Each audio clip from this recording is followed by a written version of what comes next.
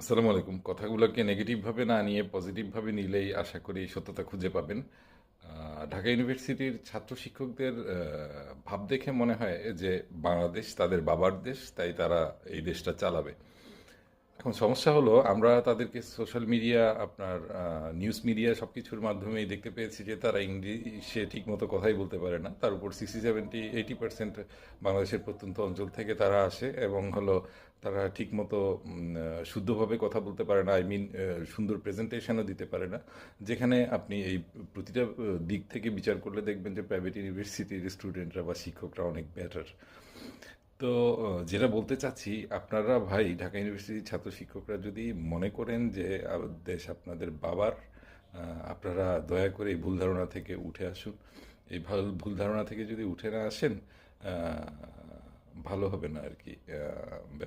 ব্যাপারটা খুব বিশ্রী দেখাবে। তো আপনারা ঘুম থেকে উঠুন, সবাইকে সম্মান করা শিখুন।